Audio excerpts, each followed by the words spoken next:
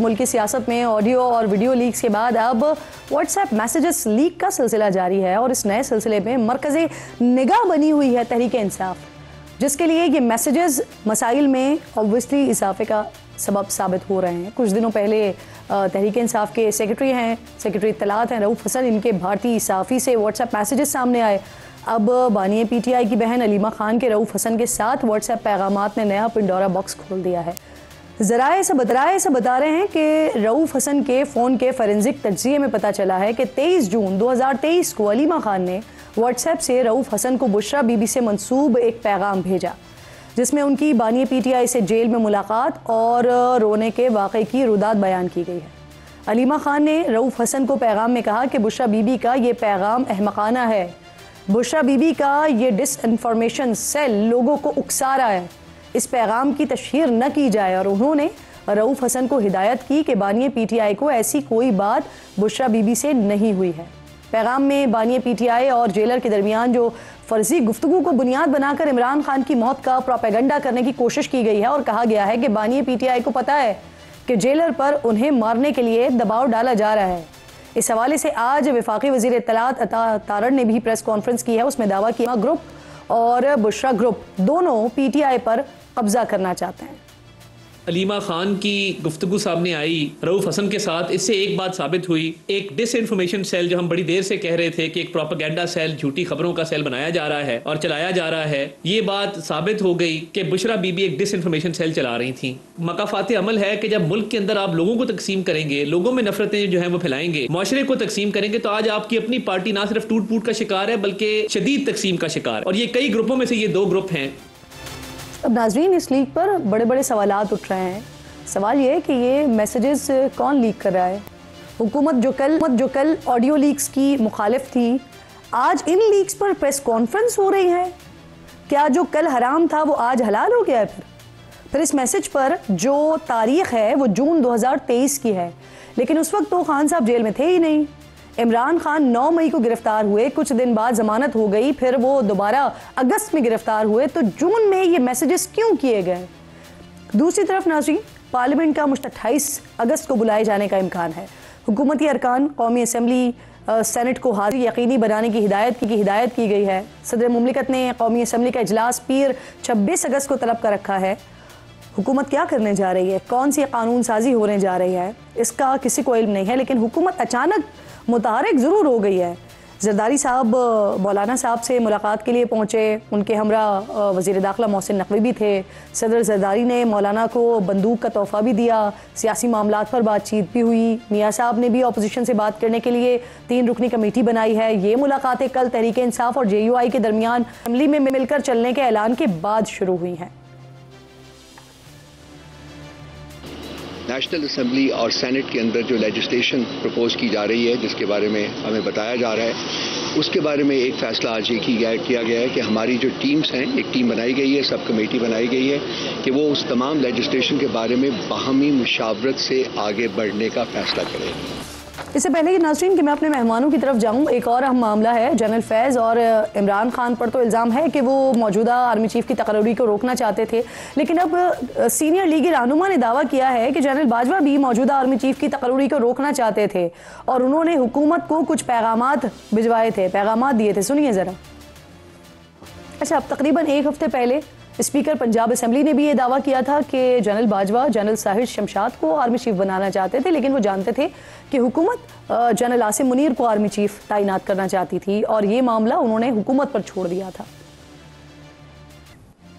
मलिक अहमद खान के मुताबिक तो जनरल बाजवा ने कोई धमकी नहीं दी, लेकिन उनकी ख्वाहिश कुछ और थी। लेकिन वजीर दिफा भी मार्शल लॉ की एक धमकी का जिक्र ज़रूर कर चुके हैं। इन तमाम मामलात पर बात करने के लिए आज इंतहाई मोअज़्ज़ज़ मेहमान प्रोग्राम का हिस्सा होंगे। सबसे पहले अली मोहम्मद खान साहब, पाकिस्तान तहरीक इंसाफ के सीनियर रहनुमा है। बहुत शुक्रिया सर, आपने प्रोग्राम में ज्वाइन किया। सबसे पहले तो कल मौलाना के पास गए, आज जरदारी साहब पहुँच गए हैं, आप गए हैं, आपको लगता है कि इससे मौलाना के जो आपके साथ पार्लियामेंट में चलने का मौक़िफ़ सामने आया है, आज की मुलाकात के बाद उसमें कोई तब्दीली आएगी? बहुत शुक्रिया। बिस्मिल्लाहिर्रहमानिर्रहीम, अल्लाहुम्मा सल्लि अला मुहम्मदिन व अला आलिहि व अस्हाबिहि वसल्लम। देखिए, हम इस सिचुएशन को देख रहे हैं और ठीक है, मौलाना साहब सीनियर सियासतदान हैं और जरदारी साहब के साथ माजी में वो चले भी हैं और उनका एक ताल्लुक और राब्ता रहा है। पीडीएम के टाइम पे भी मौलाना साहब पीडीएम को हेड कर रहे थे, जिसके बाद रजीम चेंज हुई। लेकिन अब मौलाना साहब शायद उस सियासत से हट के एक स्टेटस को के खिलाफ अपना एक किरदार अदा करना चाहते हैं, जिसको हमने वेलकम किया। और इस वजह से चूंकि वो जो इस इलेक्शन में जो धांधली हुई है और जुल्म हुआ है, तो खिलाफ जो तहरीक इंसाफ का बयानिया है उसको सपोर्ट करते हैं। अब अगर जरदारी साहब उनसे मिले हैं तो ठीक है, हुकूमत की तरफ से एक कोशिश है, मुलाकातें होती हैं सियासत में। लेकिन अगर मौलाना साहब ने एक स्टैंड लिया है तो उसके बाद इस तरह की मुलाकातें उनके उस स्टैंड को हर्ट करेंगी। लेकिन सियासत में मुलाकात होती है, तो अभी इस पे जरूरत से ज्यादा मैं नहीं कमेंट करना चाहता। लेकिन कोई ना कोई बात होती है तो कोई मिलता है। लेकिन मौलाना साहब ने सबको ये यकीन दहानी तो कराई है, सिर्फ तहरीक इंसाफ को नहीं बल्कि सब को। जब वो एक बड़ा लीडर जब स्टेज पे खड़े होकर बात करता है तो इस इलेक्शन में जो फॉर्म 47 के जरिए धांधली हुई है उसके खिलाफ उन्होंने बात की है। तो हम on the face of it कह सकते हैं कि वो उस तहरीक का किसी ना किसी तरह बिल वास्ता या बिला वास्ता हिस्सा बनेंगे, जो तहरीक इंसाफ फोर फ्रंट पे लड़ना चाहती है। कि अगर आप जमहूरियत की बात करते हैं, अगर आप जमहूरियत की बात करते हैं तो फिर जमहूर की सुनना और मानना पड़ेगा। ठीक ठीक। अली भाई, वैसे ये कल की मीटिंग के जो आप लोगों को मालूम हो सकता है, हुकूमत अचानक से मुलाकातें शुरू हो गई हैं, फिर अचानक से इजलास वगैरह भी बुला लिए गए। क्या कानून साजी कर रही है हुकूमत, कुछ पता चल सका है आप लोगों को? ये इजलास को तो आप अचानक नहीं कह सकते, क्योंकि ये जो मुबारक सानी केस था उसके हवाले से कायमा कमेटी की रिकमेंडेशन ये थी कि सुप्रीम कोर्ट में रिव्यू में या एक पिटिशन में हुकूमत जाने से पहले उस रिकमेंडेशन को कौमी असम्बली में लाएगी और वहां से मुत्तफिका करारदाद पास होगी खत्म नबूवत सल्लल्लाहु अलैहि वसल्लम के लिए, और जो ये हिफाजत कुरान के लिए एक यूनानिमस करारदाद आएगी और उसके बाद पिटिशन जाएगी। लेकिन पिटिशन वो पहले कर दी। चले, जो भी है एक नीति से की होगी और हम उसको सपोर्ट करते हैं, और उसका रिजल्ट हमने सुप्रीम कोर्ट में देखा। अब देखते हैं तफसीली फैसला क्या आता है।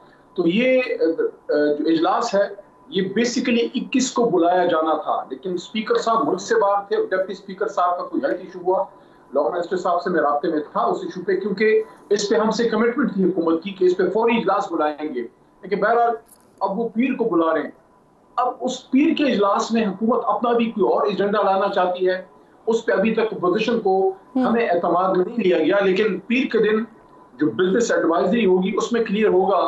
अगर अंडर द टेबल कुछ और अगर अली भाई ये इमरान खान की कस्टडी तब्दील करने से मुताल्लिक हो सर ये मामला जी, या अदालती मामलात के हवाले से हो, अदलिया के हवाले से हो, तो फिर आपकी हिकमत अमली क्या होगी?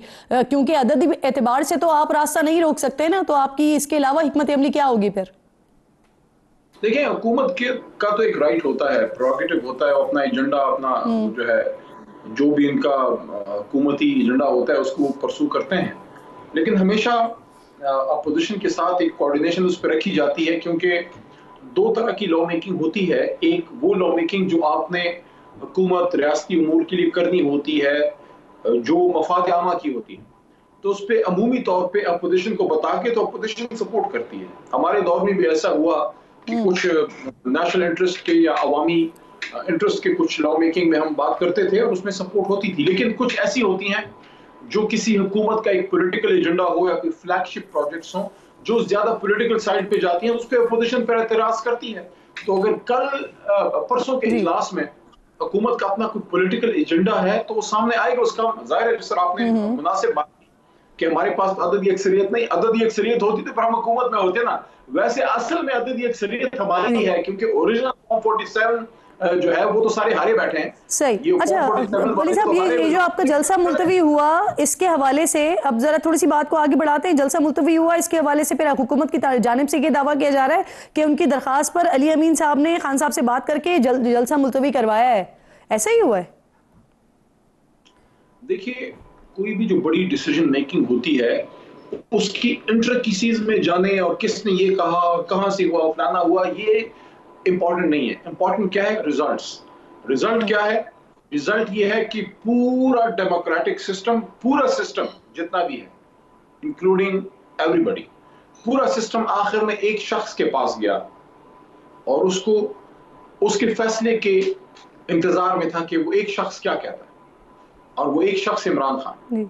इमरान खान साहब ने सर ये कैसे इंपॉर्टेंट नहीं है अली भाई, ये कैसे इंपॉर्टेंट नहीं है? हुकूमत के साथ आप किसी किस्म का कोई ताल्लुक नहीं रखना चाहते, कोई राब्ता नहीं करना चाहते, और हुकूमत ये कह रही है कि आपने उन्होंने वजीर आला से ये रिक्वेस्ट किया और उनके रिक्वेस्ट पर मैसेजिंग हुई है, और फिर आप लोग कहते हैं सहूलतकारी भी नहीं है, मैसेजिंग भी कैसे हो रही है फिर?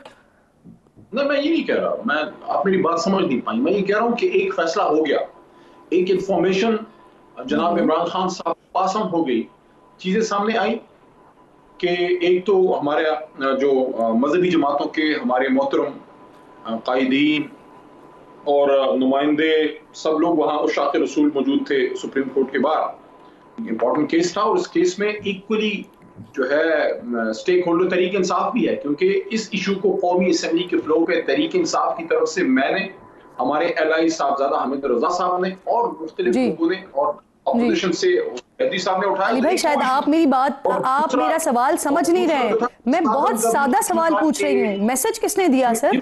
बिल्कुल ठीक है, क्यों मुलतवी हुआ, वो सारे ग्राउंड्स बने हुए हैं, वो सारा आप लोगों ने बता दिया, ये मैसेज कन्वे कैसे हुआ, किसने दिया? देखिए, मैं अगर अपनी बात पूरी कर पाऊं, क्योंकि आपके पास एक जिस तरह वो क्लैशनकोफ में 75 गोलियों का एक होता है ना मैगजीन, तो आपके पास भी मैगजीन तैयार होता है, लेकिन हमें थोड़ा सा मौका दे दिए कीजिए कि अपनी बात कर सकें कि खान साहब के सामने दोनों सिनेरियो आए। तो मजहबी जमातें आई हैं, सास मामला है, कौन सा मुसलमान है जिसके लिए खत्म नबूवत सल्लल्लाहु अलैहि वसल्लम का इशू अहम नहीं। तो खान साहब ने मेरे सामने कल ये बात की, when I was with him in Adiala for quite a long time, हम मुख्तलिफ चीज़ों पर डिस्कशन हो रही थी, मैं भी साथ ही बैठा था, तो खान साहब ने खुद ये कहा कि हमारे लिए अहम था ये इशू, क्योंकि उन्होंने ये कहा कि इसको, इस इशू को, तो मैं यूनाइटेड नेशंस में मैंने इस पे बात की है, तो ये तो हम सबके दिल के करीब है। फिर सुप्रीम कोर्ट में सर आपकी ये सारी बातें, सर आपकी सारी ये बातें जस्टिफाइड हैं, मैं तो ये पूछ रही हूँ कि ये मैसेज गया कैसे सर? दूसरा फैक्टर ये था कि उनके नॉलेज में ये भी चीजें लाने की कोशिश की गई कि तसादुम का खतरा है, क्योंकि आखिरी वक्त पे हुकूमत ने डर के एनओसी कैंसिल किया,